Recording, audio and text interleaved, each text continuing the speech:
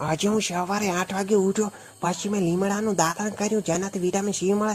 પછી મને ભૂખ લાગી હતી એટલે મેં ડુંગળીનો ગોઠિયો ભાગ્યો અને બાજરીનો રોટલો કાલનો પડ્યો હતો એટલે મેં ડુંગળીનો ગોઠિયો અને બાજરીનો રોટલો ખાધો.